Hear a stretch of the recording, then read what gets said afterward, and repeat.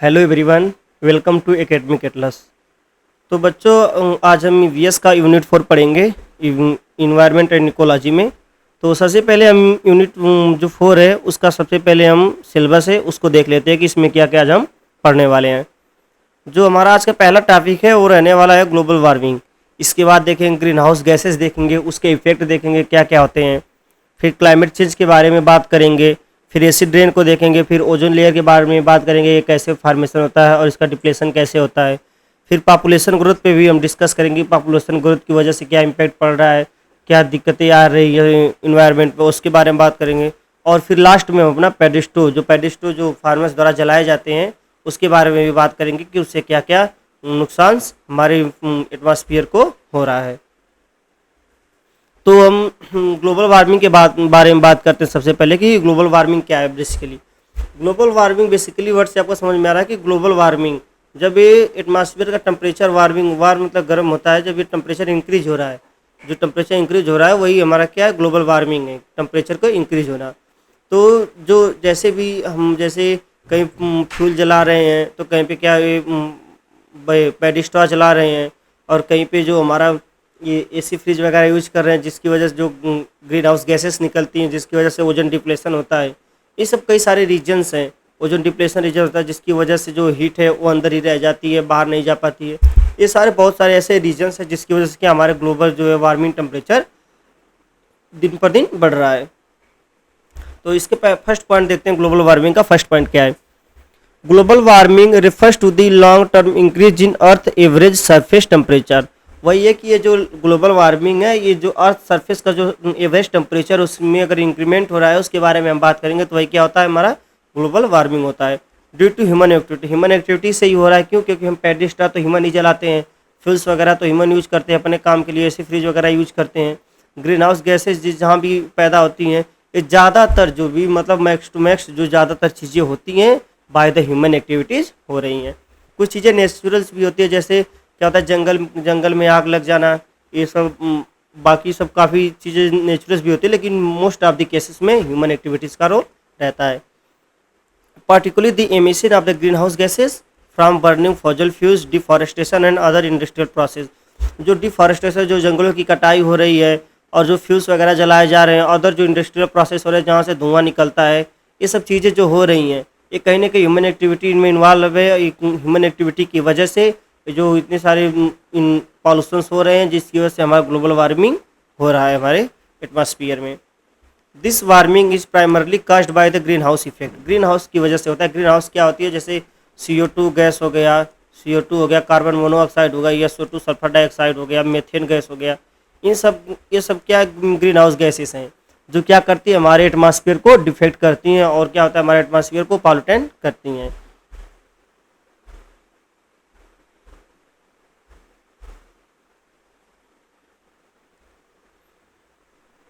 और फिर इसके बाद हम देखते हैं अपना, ये तो हमने ग्लोबल वार्मिंग के बारे में बात करी कि ग्लोबल वार्मिंग क्या होता है, और इसमें ग्रीन हाउस के बारे में हमने बात की थी। ग्रीन हाउस में क्या क्या है, मेथेन हो गया, कार्बन डाइऑक्साइड हो गया, EN2 और नाइट्रस ऑक्साइड हो गया। ये सब क्या है कि ये सब कुछ ग्रीन हाउस गैसेज जो ग्लोबल वार्मिंग में पार्टिसिपेट करती हैं। इसके बाद देखें कि हम ग्रीन हाउस इफेक्ट क्या क्या होते हैं इससे। ग्रीन हाउस इफेक्ट वही होता है कि जैसे जो ग्रीन हाउस गैसेज निकलती हैं वो क्या करते हैं, एटमॉस्फेयर में मिलती है, जिसकी वजह से एटमॉस्फेयर की जो डेंसिटी है वो क्या होती है, बढ़ जाती है। जिसकी वजह से जो हीट रेज है, रे वगैरह है, लाइट है, ये क्या करती है कि वापस एटमॉस्फेयर से निकल नहीं पाती है, वो एटमॉस्फेयर में ही रह जाती है, जिसकी वजह से हमारा टेम्परेचर क्या होता है, इंक्रीज होने लगता है। जैसे कि आप पढ़े होंगे कि जब लाइट रे क्या होती है, जब डेंसर से या रेयर में जाती है तो एक क्रिटिकल एंगल से अगर एंगल ज़्यादा हो जाता है तो क्या होता है कि वो वापस इसी में आ जाती है, रिटर्न हो जाती है, वापस उसी मीडियम में रिटर्न हो जाती है।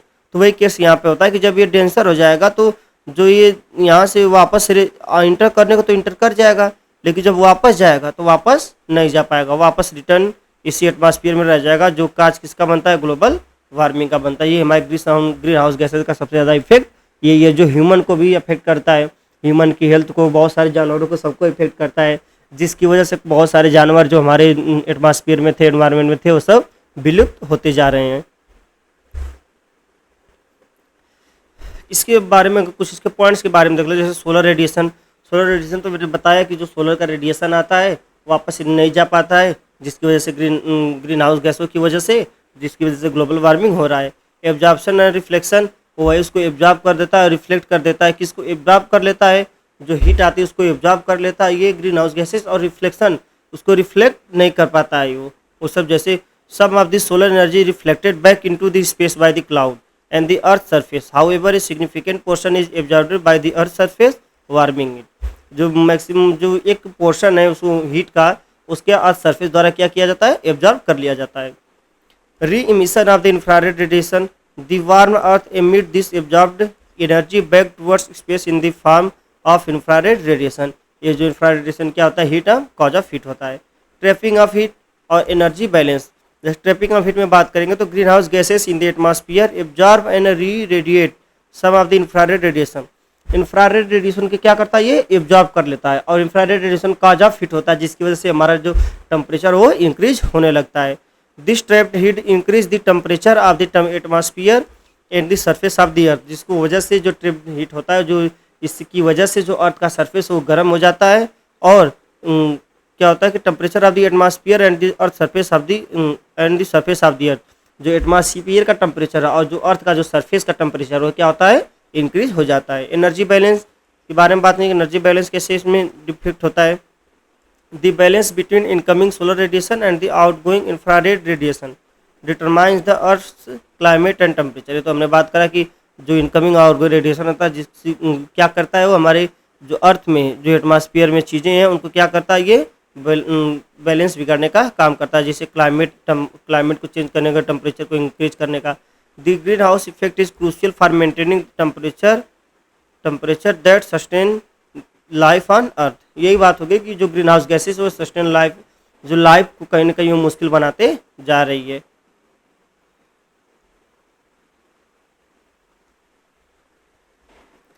और इसके बाद हम बात करेंगे कि जो मेन कॉजेज है ग्लोबल वार्मिंग के, उसके बारे में बात करेंगे। ग्लोबल वार्मिंग के मेन कॉजेज क्या क्या हैं? जैसे बर्निंग ऑफ फॉसिल फ्यूल्स, जो फ्यूल्स वगैरह आप जलाते हैं, जो इंडस्ट्री में जलते हैं, हम अपने मोटर व्हीकल में यूज में लाते हैं जो फ्यूल्स वगैरह, वो जो जलता है तो उससे जब धुआं निकलता है, स्मोक क्या करता है? इन्वायरमेंट में मिलता है, वो भी कहीं ना कहीं ग्रीन हाउस गैसेस उससे निकलती है, जो एटमॉस्फेयर में मिलती हैं, जिसकी वजह से ग्लोबल वार्मिंग का खतरा बन जाता है।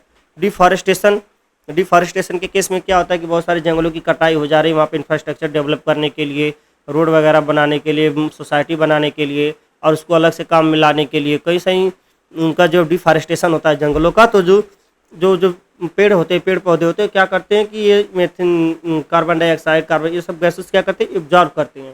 तो जब पेड़ कट जाते हैं तो जिसकी वजह से एब्जॉर्ब तो कर नहीं पाते हैं, ऊपर से जो ऑक्सीजन प्रोड्यूस कर सकते थे वो भी खत्म हो जाता है, जिसकी वजह से वो ग्लोबल वार्मिंग होने का काज बन जाता है।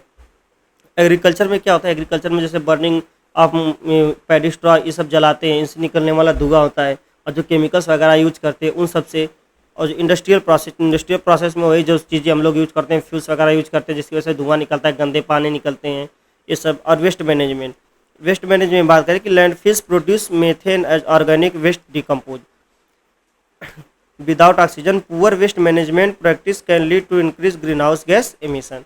इससे क्या कहते हैं कि ग्रीन हाउस गैसेस के एमिशन में इनका काफ़ी हद तक रोल रहता है। इसके इफेक्ट देखेंगे, ग्लोबल वार्मिंग के इफेक्ट क्या क्या है? राइजिंग टेम्परेचर इंक्रीज हो रहा है, तो obvious सी बात है। मेल्टिंग आइस एंड स्नो, जो हमारे बर्फ, बड़े बड़े ग्लेशियर्स है वो क्या हो रहे हैं? पिघल रहे हैं। राइजिंग सी लेवल, जो समुद्र का लेवल है वो बढ़ रहा है, जिसकी वजह से जो समुद्र के जो तट पे, किनारे पे, बैंक पे, on the bank of the ocean, जो भी सिटी बसी हुई है उनको कहीं ना कहीं डूबने का खतरा रहता है। जैसे आने वाले समय में जो भी शहर हैं जो समुद्र के किनारे, उनके डूबने के चांसेस बढ़ जाएंगे। एक्सट्रीम वेदर का इवेंट काफ़ी आगे पीछे हो जाता है और लंबा हो जाता है।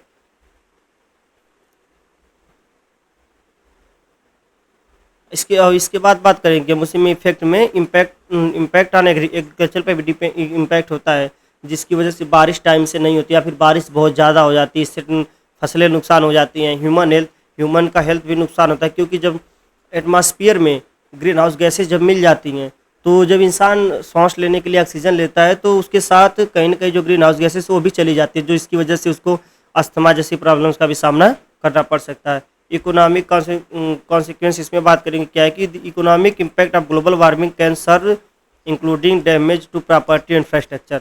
जो प्रॉपर्टी और जो इंफ्रास्ट्रक्चर डेवलप हो रहे हैं उसको कहीं ना कहीं डिफेक्ट करता है, जिसकी वजह से इकोनॉमिकल लॉसेस का सामना करना पड़ता है। Social and political issue, climate change can lead to resource shortage, resource की कमी हो जाती है जिसकी वजह से सोशल प्रॉब्लम फेस करना पड़ता है, such as water and food, पानी और खाने की कमी हो जाती है जिसका हमें सामना करना पड़ता है। विच में accelerate social and political tension, क्या करता है कहीं न कहीं जो जो पानी की कमी हो जाएगी, खाने की कमी हो जाएगी, तो हमारे सोसाइटी में इन सब चीज़ों की जब रिसोर्स कम हो जाएंगे तो उनके इसका इम्पैक्ट सोसाइटी पे पड़ेगा, क्योंकि चीज़ें समय के साथ महंगी होती जाएंगी। तो जो इंसान उसको कर सकता है, खरीद सकता है वही लेगा, लेकिन जिसके पास उतनी एबिलिटी नहीं लेने की तो वो लेने में अक्षम हो जाएगा, सक्षम नहीं रह पाएगा। अब इसके बाद हम बात करते हैं क्लाइमेट चेंज। क्लाइमेट चेंज के बारे में बात करते हैं कि जो क्लाइमेट चेंज होता है बेसिकली कि ये क्लाइमेट चेंज है जो हमारा ग्लोबल वार्मिंग हो रहा है, टेम्परेचर इंक्रीज डिक्रीज हो रहा है, जिसकी वजह से हमारा क्लाइमेट बदल रहा है। ये टेम्परेचर इंक्रीज हो रहा है, बहुत ज़्यादा बारिश हो रही है, तो कहीं पे कुछ नहीं हो रहा है, सूखा पड़ जा रहा है, ज़मीन में दरारें देखने को मिल जा रही है, ग्लेशियर पिघल्स रहे हैं, पहाड़ चट्टानें टूट रहे हैं, जिसकी वजह से जैसे आप बात करें उत्तराखंड की बात करें तो वहाँ पे कहीं कहीं पहाड़ घिसक गए, जिसकी वजह से लोगों को अपना घर छोड़ के दूर जाना पड़ रहा है। और अफ्रीका में देखेंगे तो वहाँ पे अफ्रीका टूट के अलग टुकड़े में निकल रहा है। ये सब क्लाइमेट चेंज हो रहा है, सब अलग अलग काजेस हैं। Climate change refers to the significant and lasting change in the Earth's climate pattern over an extended period. While natural factors contribute to climate variation, the term is often associated with anthropogenic human-included climate change, driven by the activities that increase greenhouse gas concentration in the atmosphere. क्या करता है कि ये जो green house gases का जो concentration atmosphere में increase करता है, जिसकी वजह से प्रॉब्लम फेस करना पड़ता है। मेन कॉजेस क्या है इसके देखेंगे, सम सेम एज ग्लोबल वार्मिंग की तरह इंक्लूड क्या इंडस्ट्रियल प्रोसेस हो गया, डिफॉरेस्टेशन हो गया, एग्रीकल्चर प्रैक्टिस हो गया, बर्निंग ऑफ फॉसिल फ्यूल्स हो गया, एक्सेसिव ट्रांसपोर्टेशन हो गया और वेस्ट मैनेजमेंट। ये सब क्या है इसके कॉजेस है, जिसके बारे में हमने एक एक करके बात कर लिया। Effect of climate change same as global warming में जैसा होता है, list to rising temperature increase हो रहा है, अब बर्फ़ पिघल रहे हैं, ग्लेशियर्स पिघल रहे हैं, समय मौसम बदल रहा है, आगे पीछे हो रहा है, उनका टाइमिंग बढ़ जा रहा है, इकोसिस्टम डिस्ट्रप्शन हो रहा है, इकोसिस्टम में डिस्ट्रप्शन हो रहा है कहीं ना कहीं। And economic and social impact भी हमें किसी भी चुनौतियाँ करनी पड़ती हैं, क्योंकि जब रिसोर्सेज कम हो जाएंगे तो उसको सर्व करने में दिक्कत होगी। क्यों? क्योंकि जब रहेंगे इन्हें रिसोर्स तो सर्व तो करना मुश्किल ही है, कर ही नहीं पाएंगे। ये सब इसके कुछ चुनौतियाँ हैं। और इसको मिटिगेशन की बात करेंगे तो इन्वॉल्व रिड्यूसिंग इमिशन को रिड्यूस करने के लिए, मतलब इसको रिड्यूस करने के लिए लोगों को जागरूक करें, कैसे काम करें, कैसे नहीं करने चाहिए, क्या चीज़ें हैं हमारे लिए फ़ायदेमंद है, क्या नुकसानदायक है, क्या बेनिफिशियर है, क्या नहीं है। ये सब चीज़ें सबको जानकारी होनी चाहिए ताकि वो क्या कर पाएँ कि उससे बच पाएँ, ताकि जो हमारा क्लाइमेट चेंज है वो बच पाए, सुरक्षित रहे। एसिड रेन के बारे में बात करेंगे कि एसिड रेन क्या होता है। एसिड रेन बेसिकली वही जो ग्रीन हाउस गैसेज क्या होती है हमारे एटमॉस्फेयर में तो आ जाती हैं। जब वो आ जाती हैं तो क्या होता है कि जब बारिश होती है, रेन होता है, तो जो गैसेस होती है वो पानी में मिलकर क्या होती हैं कि अर्थ पे आ गिरने लगती हैं। तो जो गैस वही होती है मिल जाती है वहाँ पानी में, तो एसिडिक हो जाता है वाटर। पहले तो वह पानी शुद्ध होता है, बादल में होता है, क्लाउडिंग होता है वो, फिर जब वो पानी गैसेस से मिलता है तो एसिडिक हो जाता है। और जब वो अर्थ सरफेस पे गिरता है तो जो मिट्टी होती है सॉइल से में मिलता है तो उसकी फर्टिलिटी को कम कर देता है मिट्टी को। और लोगों के ऊपर गिरता है तो उनको स्किन का ये सब प्रॉब्लम्स का फेस करना पड़ता है। और बिल्डिंग्स पे गिरते हैं तो बिल्डिंग ख़राब होने के चांसेस बढ़ जाते हैं और इससे इकोनॉमिक भी नुकसान का फेस करना पड़ता है। इसके कॉजेज़ क्या है? Emission of sulphur dioxide. Sulphur dioxide का एमिशन बहुत ज़्यादा है। ये एमिशन ऑफ नाइट्रोजन ऑक्साइड, ये सब इसके एसिड रीजन के क्या है इफेक्ट हैं। इसका इम्पैक्ट देखें क्या पड़ता है, जैसे इन्वायरमेंटल डैमेज देखेंगे, एक्वा सिस्टम, एसिड रेन, ये तो हमने बात करा कि acid rain louvers the pH of the water bodies making them more acidic. जितना ज़्यादा होगा ये डेंसर होता जाएगा, जितना ज़्यादा ग्रीन हाउस गैसेज होंगी उतना पीएच उसका डिक्रीज होते जाएगा और एसिडिटी वाटर की बढ़ती जाती है। सॉइल, मिट्टी का हमने बात करा कि मिट्टी में आता है गिरता है, जैसे मिट्टी की फर्टिलिटी कम हो जाती है, मिनरल्स खत्म हो जाते हैं। अब फॉरेस्ट क्या होता है, जंगलों में नुकसान, जैसे trees specially those at height altitude can be damage directly by acid rain and directly through soil acidification. जो फॉरेस्ट हैं जो हाई लेवल पे हैं तो क्या होता है जब एसिड रेन पे होता है तो कहीं ना कहीं उन पेड़ों को भी नुकसान होता है। और उससे नहीं तो जो सॉइल में मिलते हैं, सॉइल के जरिए जब उनमें जाता है मिनरल्स तो उनको पाने में अक्षम हो जाते हैं। और क्या होता है कि एसिडिक होने की वजह से इनको भी नुकसान होता है पेड़ पौधों को, मतलब कि ज़्यादातर इनमें जो नुकसान होता है किसको, बायोटिक थिंग्स को ही होता है, लिविंग एलिमेंट को। नेक्स्ट इसका इम्पैक्ट देखेंगे, damage to building and monuments. तो हमने बताया कि जब ये एसिड वाटर गिरते हैं बिल्डिंग्स वगैरह पे तो उनके नुकसान होने के चांसेस बढ़ जाते हैं, ख़राब हो जाते हैं सब। तो वही जैसे acid rain can carat building monuments and statue specially those made of limestone and marble as the acid react with the calcium carbonate in this material. Calcium carbonate से बने होते हैं जो मार्बल्स, उनसे रिएक्ट करके उनको क्या करता है, ये डिस्टेबलाइज कर देता है और उनको तोड़ देता है। ह्यूमन हेल्थ में भी बढ़ता है, जैसे वो पानी जब एसिडिक वाटर गिरता है इंसान के शरीर पे तो उसको स्किन के कई सारे प्रॉब्लम का फेस करना पड़ता है। और इसको कम करने का क्या कि एसिड रेन को इसको कम कैसे किया जा सकता है, जैसे एमिशन में रिडक्शन, जो हमारा ग्रीन हाउस गैसेस है उसके एमिशन में हम रोक लगाते हैं कि उसको कम एमिट करें, कम कम हमारा एमिशन हो ग्रीन हाउस गैसेस का, जिसकी वजह से एसिड रेन होने का चांसेस कम हो जाए और इससे हम बच पाएँ। Implementing stricter regulation and adopting technology to reduce sulphur dioxide and nitrogen oxide. Sulphur dioxide और नाइट्रोजन ऑक्साइड जो हैं इनकी जो अमाउंट है एमिट करने की उसको क्या करनी चाहिए, कम करनी चाहिए, जिसकी वजह से हमारी एसिड रेन कम हो और लोगों को क्षति कम पहुँचे। अल्टरनेटिव एनर्जी सोर्स, इसके बजाय जो भी हमारे फॉसिल फ्यूल्स ये सब जो हम एनर्जी सोर्स का यूज करते हैं उसकी बजाय हम अल्टरनेटिव किसी जैसे सोलर एनर्जी का, वाइंड एनर्जी का हम यूज कर सकते हैं कि सोलर एनर्जी और वाइंड एनर्जी को यूज में लाएँ, क्योंकि रिन्यूएबल एनर्जी सोर्स हैं, इनसे तो कोई क्लाइमेट का कोई खतरा नहीं रहता, न इन्वायरमेंट पे कोई इसका इम्पैक्ट पड़ता है। International cooperation collaboration between countries to address transboundary issue and minimise the cross border transportation of pollutant. ये सब चीज़ें हमारी जो है ये सब मैनेज करनी चाहिए, जिसकी वजह से हम एसिड रेन से बच सकते हैं। और ओजोन लेयर के बारे में बात करें, ओजोन लेयर क्या होता है कि ऑक्सीजन, जब ऑक्सीजन एटम के 3 एलिमेंट्स एक साथ कंबाइन हो जाते हैं तो वही ओजोन बनता है। ओजोन क्या है कि हमारे एटमॉस्फेयर में एक लेयर है जो बहुत ही फ़ायदेमंद है हमारे लिए, जैसे कि जो भी यूवी रेज आती हैं तो ओजोन लेयर से जब टकराती है उससे टकराने के बाद वो वापस रिटर्न हो जाती हैं, रिफ्लेक्ट हो जाती हैं, वो एटमॉस्फेयर में नहीं आ पाते, जिसकी वजह से ग्लोबल वार्मिंग कम हो जाता है, ग्लोबल वार्मिंग कम हो सकता है। वो अगर हमारे शरीर पे डायरेक्ट पड़े तो हमें कैंसर होने का चांस बढ़ जाता है, स्किन कैंसर। लेकिन ओजोन लेयर की वजह से वो सब जो दिक्कतें हैं उसको हम नहीं फेस करेंगे, वो सब चीज़ें उससे हम बच जाते हैं। Ozone layer is a region of earth stratosphere में पाया जाता है that contain a high concentration of ozone molecules. It is located about 10 to 30 kilometre 6 to 9 miles above the earth surface and plays a crucial role in protecting life on earth by absorbing the majority of the sun's harmful ultraviolet radiation. जो sons की जो ultraviolet जो radiation है उसको क्या करता है, ये एब्जॉर्ब कर लेता है, अर्थ पे नहीं आने देता है, जिसकी वजह से उसके होने वाले जो डिफेक्ट्स है उसको कम किया जा सकता है। इसके जो फंक्शन होते हैं और उसकी जो इंपॉर्टेंस है इसके बारे में हम देखेंगे।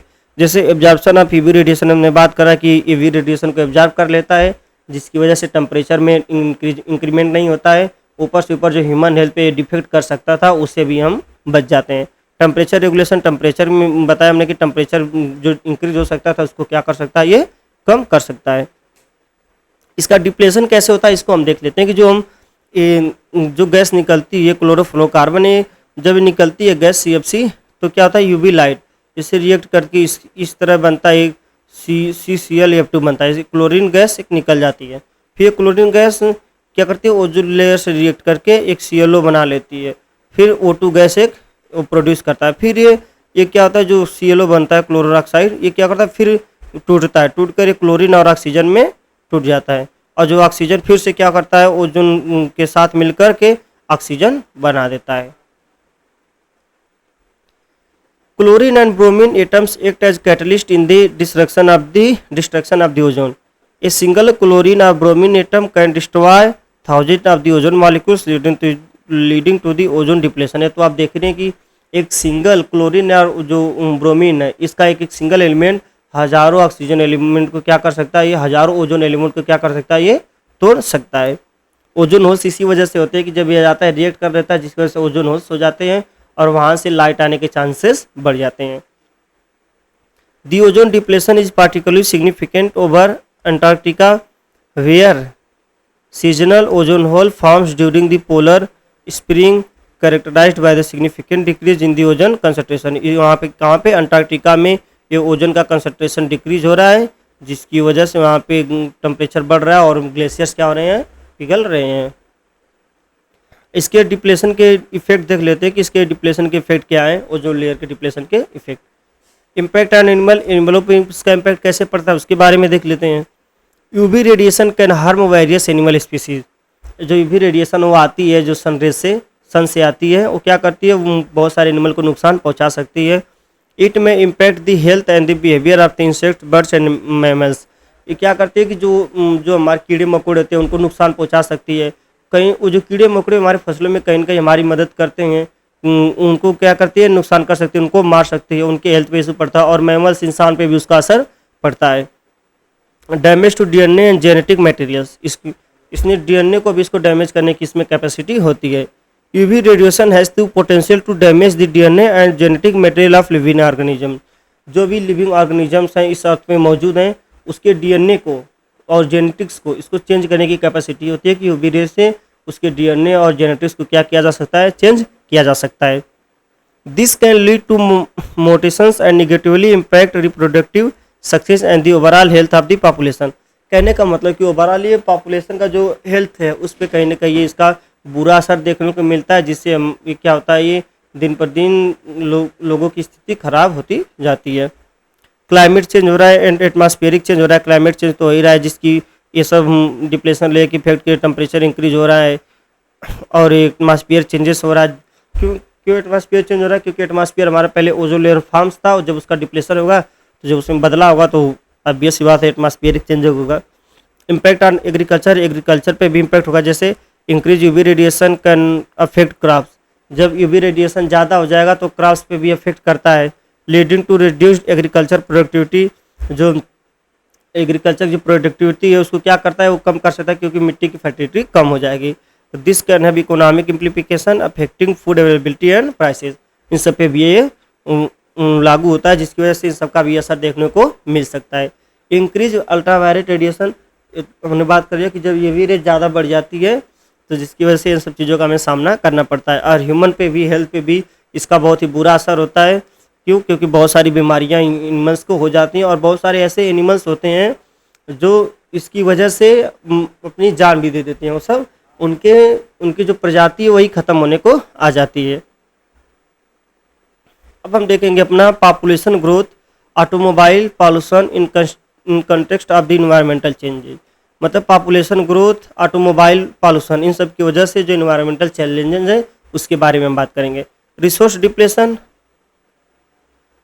सबसे मेन फैक्टर तो यही है कि रिसोर्स डिप्लेशन, पॉपुलेशन ज़्यादा बढ़ने से और ऑटोमोबाइल पॉल्यूशन की वजह से हमें बहुत सारी चीज़ों का सामना करना पड़ता है। सबसे पहले तो रिसोर्स डिप्लेशन ही आ गया। क्यों? क्योंकि यहाँ पे हमें वाटर की कमी देखने को मिलती है। एनर्जी जो है हमारी, higher population means more consumption of energy. मतलब कि जो हमारा वाटर है, वाटर तो उतनी लिमिटेड मात्रा में है। कहीं कहीं तो एटमॉस्फेरिक चेंज होने की वजह से, क्लाइमेट चेंज होने की वजह से बारिश कम होती है, जिसकी वजह से पानी तो हमारी कम होगी, लेकिन पॉपुलेशन इतनी ज़्यादा बढ़ रही है कि पानी की कमी हो जा रही है। जैसे बड़े बड़े शहरों में, दिल्ली, बेंगलोर, यहाँ पे मई जून के महीनों में, अप्रैल मई जून के महीनों में इतनी भारी पानी की कमी का सामना करना पड़ता है कि इन लोगों को, बहुत लोगों को अपना शहर छोड़ करके जाना पड़ता है। जैसे जो बाहर से आए हुए होते हैं प्रवासी, वो लोग वहाँ से छोड़ करके अपने गाँव लौट जाते हैं। तो इन सब प्रॉब्लम्स का हमें सामना करना पड़ता है। एनर्जी की मतलब अगर ज़्यादा पॉपुलेशन रहेगी तो उनको ज़्यादा एनर्जी कंजप्शन की ज़रूरत पड़ेगी, और एनर्जी सप्लाई करने के तो हमारे पास उतने इक्विपमेंट है, हम उतने एनर्जी सप्लाई कर सकते हैं। तो कहीं ना कहीं इसकी भी कमी देखने को मिलती है। क्लाइमेट चेंज तो होता है, जैसे carbon footprint, adaptation and mitigation, ये सब चीज़ों को हमें क्या करना पड़ता है, सामना करना पड़ता है। कि more people means higher carbon footprint due to the increase consumption of the goods, transportation and the energy use. Transportation का ज़्यादा यूज करेंगे ज़्यादा लोग, तो जिसकी वजह से ज़्यादा एमिशंस भी होगा ग्रीन हाउस गैसेस का, और क्लाइमेट चेंज भी इसका असर हो सकता है।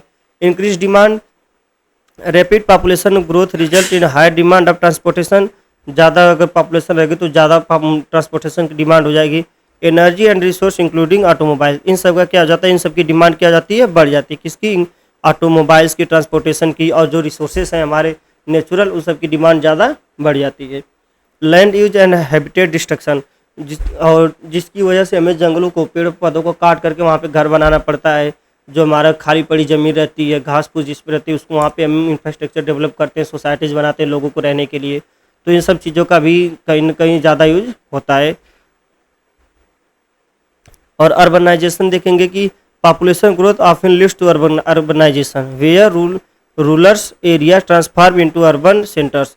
जो जो क्या हो रहा है कि ज़्यादा पॉपुलेशन ग्रोथ हो रहा है, जैसे इनके समय के साथ क्या हो रहा है कि शहरीकरण हो रहा है, गाँव का भी शहरीकरण हो रहा है, हर जगह का शहरीकरण विकास हो रहा है, जिसकी वजह से कि पेड़ों पौधों को काट कर साफ सफाई की जा रही है। वहाँ पे पेड़ पौधों को काट कर हटा करके वहाँ पे कुछ और बिल्डअप किया जा रहा है, बिल्डिंग्स वगैरह बनाए जा रहे हैं, पार्क्स बनाई जा रही हैं, ये सब चीज़ें करी जा रही हैं। इंक्रीज व्हीकल एमिशन, और ज़्यादा पॉपुलेशन अगर हो जाएगी तो जो व्हीकल है वो भी ज़्यादा यूज हम हो गए, और ज़्यादा व्हीकल यूज करेंगे तो ज़्यादा फॉसिल फ्यूल्स की खपत ज़्यादा होगी, जिसकी वजह से एमिशंस ज़्यादा होंगे और क्लाइमेट चेंज को ज़्यादा बढ़ा सकते हैं। अब हम अपना जो आज का जो लास्ट टॉपिक है हमारा उसको देखेंगे हम, पेडिस्ट्रा। पेडिस्ट्रा, बर्निंग ऑफ पेडिस्ट्रा। जैसे कि खेतों में क्या होता है कि खेतों में जैसे ख़त्म हो जाती है फसल, कौन सी फसल, जो धान वगैरह, धान गेहूँ ये सब जो फसलें ख़त्म हो जाती हैं तो इनमें जो इनका जो कचरा बचा रहता है वो सब क्या होता है कि खेतों में पड़े रह जाते हैं। तो क्या करते हैं फार्मर्स, किसान उसको जला देते हैं खेतों में ही। तो जो जो बड़ी अमाउंट में जलाते हैं किसान हर जगह। खेती तो हमारे पूरे भारत की लगभग 70% जो आबादी है वो क्या है, हमारी कृषि है। भारत एक कृषि प्रधान देश है, जहाँ पे ज़्यादातर लोग क्या करते हैं, कृषि पे डिपेंडेंट है, ज़्यादा किसानी करते हैं। तो ये लोग जब क्या करते हैं कि पैडी को जलाते हैं, इन सब ख़त्म करते हैं, तो जो इससे निकलने वाला जो धुआं होता है और जो इससे वार्म निकलती है गर्मी, ये भी कहीं ना कहीं ग्लोबल वार्मिंग को इंक्रीज करती है, जिसकी वजह से क्लाइमेट चेंज होता है और जो ग्रीन हाउस गैसेस हैं उसका भी इंक्रीमेंट हो जाता है एटमॉस्फेयर में। और जो जिसकी गर्मी की वजह से जो मिट्टी में भी वो चली जाती है, जिसकी वजह से मिट्टी के भी जो मिनरल्स होते हैं वो भी नुकसान हो जाते हैं, वो भी ख़त्म हो जाते हैं। The burning of the paddy straw in India is the practice often use to clear field for rabi crops. Rabi crops जब आती है उसके पहले ही इनको ख़त्म करने के लिए हम इन सब का यूज करते हैं कि उनको जलाकर ख़त्म कर दिया जाए, और जिसकी वजह से हमारे फील्ड क्लियर हो जाए और हम अपनी अगली फसल कर पाएँ। Sowing in the state of Punjab, Haryana एवं उत्तर प्रदेश, मेजरली पंजाब, हरियाणा, उत्तर प्रदेश में ये सब पैडी स्ट्रॉ का सामना करना पड़ता है कि यहाँ पे ये सब चीज़ें ज़्यादा जलाई जाती हैं। Due to the short time period between harvesting and the sowing, farmers often choose burning paddy straw as the quickest method for scheduling management. जो क्या होता है कि क्विकेस्ट पोजिशन, क्योंकि यहाँ पे किसी आपको जो वेस्टेज चीज़ें हैं उसको कहीं ले जाने की ज़रूरत नहीं है, आपको आप खेत में जला देंगे और खेत में नष्ट हो जाता है। तो ये बहुत ही क्विकेस्ट प्रोसेस है, जिसकी वजह से किसान इसको प्रीफर करते हैं। Burning the crop residue is a quick and inexpensive भी होता है, क्योंकि इसमें कुछ लगना है नहीं, बस माचिस लगा देनी आग, इसमें कुछ ज़्यादा महंगा है और कॉस्टली पड़ता नहीं है, इस वजह से इसको ज़्यादा लोग प्रीफर करते हैं। Method to clear the field को क्लियर करने के लिए नेक्स्ट प्लांटिंग सीजन और जो अगला आने वाली जो फसल होती है उसको करने के लिए भी हम तैयारी करते हैं। फार्मर्स में burn paddy straw to eliminate pests and disease present in the leftover plant materials. इसका इम्पैक्ट देखेंगे कि जो बर्निंग जो होता है पैडी स्ट्रॉ की जो बर्निंग होती है उसका इम्पैक्ट देखेंगे कि इम्पैक्ट उसका इन्वायरमेंट पे, सोशल पे कैसे पड़ता है। एयर पॉल्यूशन, ऑब्वियस सी बात है, जब स्मोक निकलेगा उससे इतने बड़े अमाउंट में निकलेगा, इतने बड़े अमाउंट में जब जलता है तो इतने बड़े अमाउंट में स्मोक निकलेगा जो एटमॉस्फेयर में मिलेगा, जिसकी वजह से एयर पॉल्यूशन बढ़ेगा, ग्रीन हाउस गैसेस की अमाउंट बढ़ जाएंगी। तो वही है यहाँ पे burning paddy straw release large amount of particulate matter into the air including PM2.2 particulate matter and PM10। This fine particular can have adverse affect on respiratory health and contribute to air pollution. Air pollution में भी मदद करता है। Green house gas emission, जिसकी से green house gases जैसे carbon dioxide हो गया, कार्बन मोनोऑक्साइड हो गया, methane, nitrogen oxide, sulphur oxide, ये सब क्या होती है गैसें यहाँ पे इसको जलाने से प्रोड्यूस होती है, जो हमारे क्या होती है कि हमारे एटमॉस्फेयर को नुकसान पहुँचाती हैं। सॉयल हेल्थ एंड फर्टिलिटी, क्या होता है कि जो इसकी गर्मी होती है, इसकी गर्मी जब सॉयल में जाती है तो सॉयल में जो मिनरल्स होते हैं ख़त्म हो जाते हैं, तो उनकी फर्टिलिटी ख़त्म हो जाती है, जिसकी वजह से उनकी पैदावार कम हो जाती है। जैसे burning removes essential nutrition from the crop residue, जो इसेंशियल न्यूट्रिएंट्स है जो मिट्टी में वो भी जल जाते हैं। हेल्थ इश्यू से हेल्थ इशू भी होता है, क्यों? क्योंकि जब जो धुआं निकलता है, जिनको अस्थमा की प्रॉब्लम है उनको क्या होता है, इससे नुकसान हो सकता है। जो दमा की बीमारी जिनको है उनको भी इससे नुकसान हो सकता है। इसका जो इसको कंट्रोल करने का हम क्या तरीका देख सकते हैं कि इसको हम कैसे कंट्रोल कर सकते हैं, इसके बारे में बात करेंगे कि इसको कैसे कम किया जा सकता है। Incorporate into soil.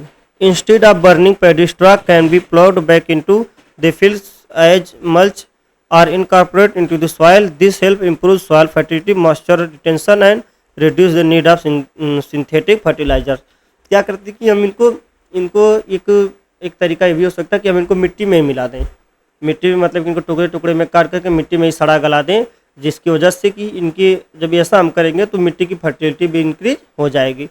Mechanical management में क्या हो सकता है, यूज ऑफ एग्रीकल्चर इक्विपमेंट।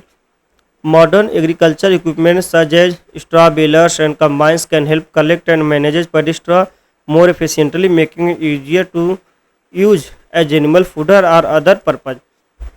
कि हमारे पास तो इतनी मैकेनिकल चीज़ें, हमारे इतने इक्विपमेंट हमारे पास मौजूद हैं, तो हम क्या करें कि उनको इकट्ठा करें और इकट्ठा करके ले जाएं, क्योंकि वहाँ पे जानवरों को खाने में इसकी मदद, जानवर इसको खाते हैं जो चीज़ें बनती है पैडी स्ट्रॉ, इस सब चीज़ों को हम जानवर के फूडर में भी यूज में ला सकते हैं, इसको नष्ट करने के बजाय।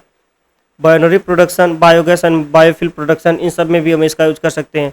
और इसके लिए हम क्या कर सकते हैं कि लोगों को अवेयरनेस मतलब जागरूक करें और लोगों को बताएं, सिखाएं, उनको शिक्षित करें इस मामले में कि ये गलत चीज़ें ऐसे नहीं होता है, इससे हमारे एनवायरनमेंट नुकसान होता है और इन्वायरमेंट के साथ साथ आपको भी कहीं ना कहीं इससे नुकसान होता है, जिसकी वजह से आपकी जो सॉइल, आपके जो खेत की फर्टिलिटी वो भी इससे कम होती है।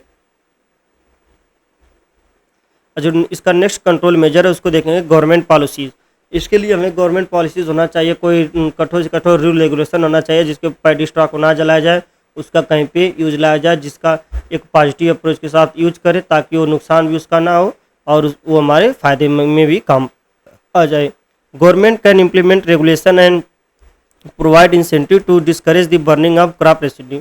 तो क्या करे कि जो गवर्नमेंट है इस पर किसानों को क्या कर दे, कुछ इंसेंटिव दे दे, उनको कुछ पैसे रुपए दे दे ताकि किसान उसको जलाए ना और उसका यूज किसी और काम में हो सकता है जो हमारे लिए क्या हो, बेनिफिशियल हो।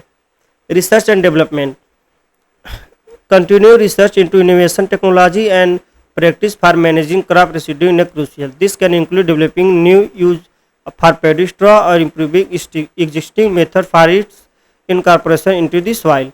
क्या जैसे इतने सारे हमारे पास इक्विपमेंट आ गए हैं, क्या इनको क्या कर इनकी मदद से हम क्या कर सकते हैं, पैडी स्ट्रॉ को नष्ट करके उनको अपने मिट्टी में मिला दें, जिससे मिट्टी की गुणवत्ता क्या होती है, बढ़ जा सकती है और इसका कोई और तरीके से इसका यूज कर सकते हैं जो हमारे लिए और उसके साथ ही हमारे एनवायरनमेंट के लिए क्या हो, बेनिफिशियल हो। सो स्टूडेंट, जो हमारे ये यूनिट 4 है, शायद ये जो यूनिट 4 है ये इसी के साथ ये ख़त्म हो जाता है।